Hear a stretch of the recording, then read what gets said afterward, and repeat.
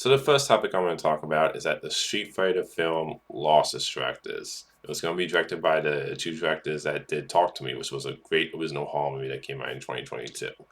And that was the main reason why I was really excited for this movie. Like, I've never been too big of a Street Fighter fan. Like, I remember playing one of the Street Fighter games for PS2 that my brother had, but it's never been one of those properties that I'm like a huge, gigantic fan of.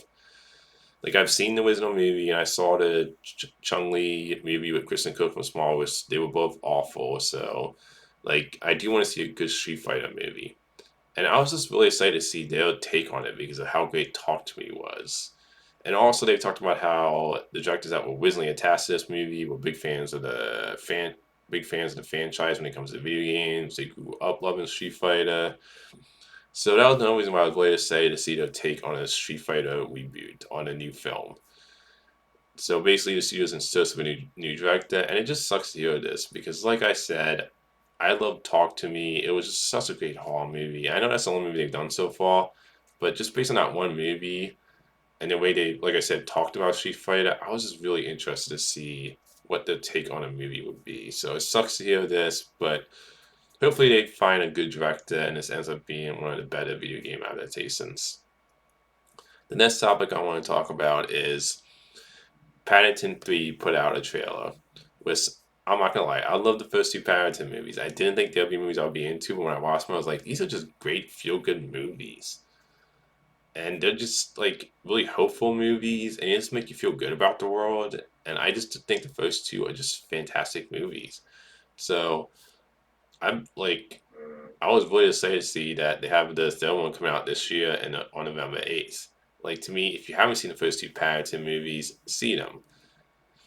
I mean, like that movie, that Nicolas Cage movie where he played like a heightened version of himself. I remember like him and one of the actors in that movie talking about the Paddington movies, and like they say in that movie, those are just great movies. I thought this trailer was great. It has that same heartwarming feel of the first two.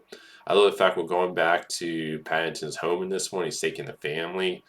The only thing I thought was weird is that I didn't know they recast one of the actors from the first two movies, the actress who played the mom of the human family that Paddington stays with in the first two movies and becomes family with. Like, I didn't realize they recast that, so I am. That's the only thing I'm worried about is that I love like the cast from the first two movies, and I'm a little worried about the fact they recast one of the actors in this one. That's the only little concern I have. Otherwise, I thought this was a fantastic trailer.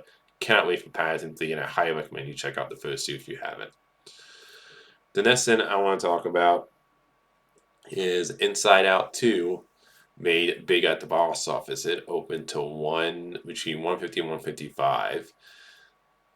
It opened way higher than the original. The original opened to 90. And I definitely think this movie's gonna make $1 billion, but it's just great to see this at the box office. Like, I know some people were worried based on how the movies that made did, but I think those movies have tons of reasons why those movies didn't do well. And I also think those are movies that people want to cite it for. I've said this in like past videos. People are picking now. You gotta market your movies in a way that makes it feel like event movies.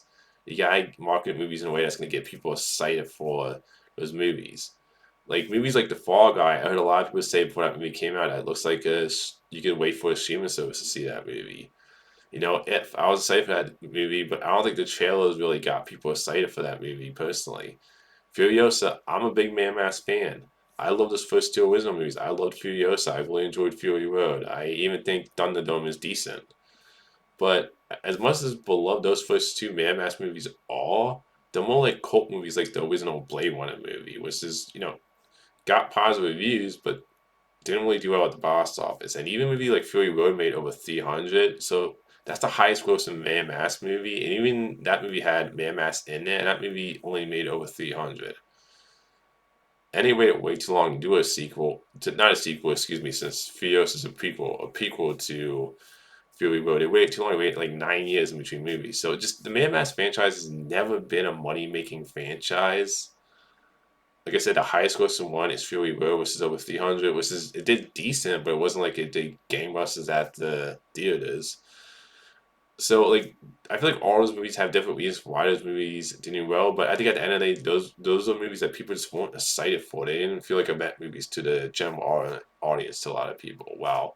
Inside Out 2, I think the reason why it did so great at the box office is because there's a couple reasons why. I think one of them is that it was a beloved sequel to the original movie, was made over 800 and was a beloved movie. It's a movie that you can enjoy as an adult or kid. It's a movie you can take your whole family to. The trailers did a great job of marketing this movie, and it's in a family event movie. You take your whole family to see it. And that's the thing. You need to, like I said, market movies in a way that make them feel event movies. That you like people are like, okay, we gotta go see that in the theater. And the fact this movie gets a 100-day theatrical allowance, I'm so happy about. Theaters need to get back to doing this. Studios need to get back to doing this, which is like I understand shorten the window a little bit, the theoretical window, but I love the fact this movie is going to have 100 days in theaters like a normal movie. Like I hope studios get back to this because when you look at a movie like Fall Guys got released to streaming service after 2 weeks or something like that. I'm like I understand shorten the theatrical one a little bit, but I hope this is like a way of them getting back to the normal theoretical one of a movie. And like I said, I think this just felt like an event movie. Like you want to be the talk, you want to be in the talk when it comes Inside Out too. When people see it, like you don't want to wait for it. So it's just great to hear this movie did so well at the box office. It deserves it. I put a review for it, which you can check on my channel. And it's a fantastic movie. It's a movie you go out to see in theaters. Like take your family, take your friends, but go see it in a theater. To me, it's definitely a movie that deserves the money it's making, and this is a movie that I definitely think is gonna be surveillance. To me, it's gonna be one of the biggest overall box office movies hits of the year, not just opening wise. Like I think this movie's gonna have definitely legs based on the response to this movie. So just it's great to hear this. The second part of box office I'm gonna talk about is that Bad Boys 4 only had a 44% drop off in the second week. It made 33, and the movie opened at 56, 57. So it had a strong hold in the second week, which is great to hear. Like anytime your movie can have a drop off below sissy, that's a that's a decent drop off. But if you have even below that, that's an amazing drop off, and it just shows you how much people were excited for Bad Boys 4, how much this franchise still has a lot of fans. And from the word of mouth I've been hearing, a lot of people are saying it's a really fun movie that they had a great time with, that they loved, but just was a very entertaining movie. Like I still have to see it. Like I love Bad Boys 3.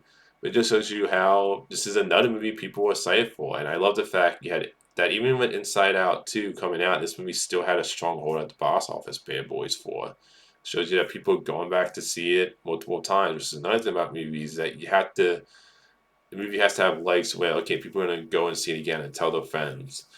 So it's just great to see us at the box office. Like personally, I was never worried about the box office coming off of May. I was like, I don't think those are the movies that would to me that should get you worried about the box office.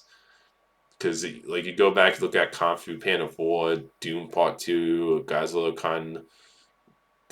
X Con, and New Empire, that movie, those movies did well at the box office too. So it just, people just, I think, just pick about which movies to see, and you have to make them feel like event movies now. You have to market them in a way where people are like, okay, I gotta see that in theaters. So it's just great to see this with Bad Boys 4. And I also think it's great to see because, yeah, Bad Boys 4 was open up good, had a strong hold. Yeah, Inside Out 2 was open gigantic. And that's another thing I think helps out a box office is that, okay, people have a good experience. And then they go to see the next movie, another great experience. And then it has a trickle effect. So I'm not worried about the rest of the summer when it comes to box office. So it's great to see this with Bad Boys 4.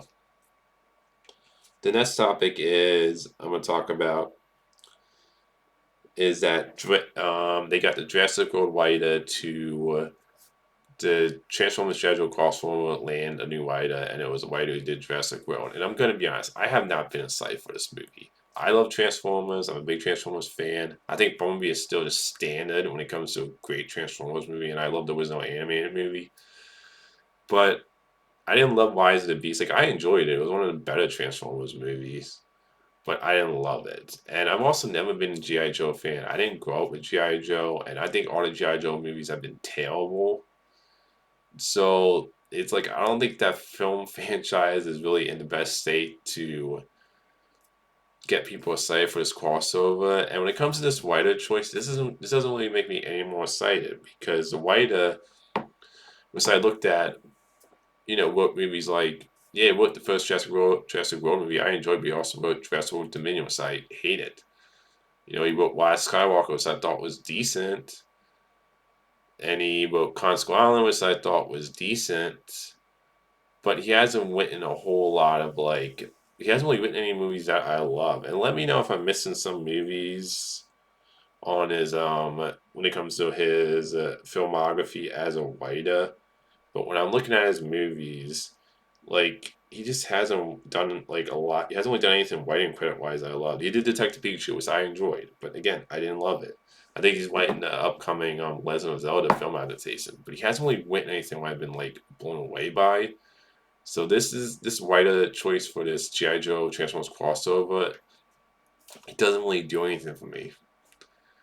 He hasn't really written anything that I can see so far that I love. He's written some things I enjoyed and some things I thought were terrible, but not really doesn't really do anything to get me more excited for this movie. I'm already not really all that excited for this crossover movie, but hopefully it turns out to be good. Maybe when I see who's gonna direct it and see some actual stuff on it, maybe I'll be excited by that point. But right now, my excitement for this movie is low, and the way that they got doesn't really do anything for me personally. The last topic I'm going to talk about is that Blade lost its director, which this movie has been to directors now, and it's been to multiple writers, and this movie just seems to be having bad luck. I think I even saw Wesley Snipes put up a comment or a tweet about it. And it just seems like this movie, it seems like Marvel Studios is having a hard time figuring out this movie. And I know Mars Ali is also getting older. I mean, I think he's 50 right now. Correct me if I'm wrong in the comments about that, but I know he's getting on the older side to play the Aston type character. And that does concern me a little bit by the time they actually start getting this movie going. I think it's set for next year, date wise, but I doubt it will make that date. I don't remember the exact date or month, but I think it's set for next year, and I don't know if it's gonna make that. But this movie just seems to it seems to be like the Flash movie where it just keeps going through directors and writers, and I'm still after this I'm not even sure if Mars Ali is gonna stick with this movie anymore. And from what I heard with this director, there was the report is saying it was creative not creative distance, not creative differences, but he wasn't really getting along with the studio, and I don't know, and maybe he wasn't getting along with Marcel Ali. I'm not sure when it comes to creative differences with the studio and this director that left the project. But it just sucks to see this because I love the Blade character. I love the first two original Blade movies. Blade 2 being my favorite. And I would really like to see them choose take on Blade. And it sounds like the movie was going to be R-rated. I mean, it still sounds like this movie will be R-rated, excuse me.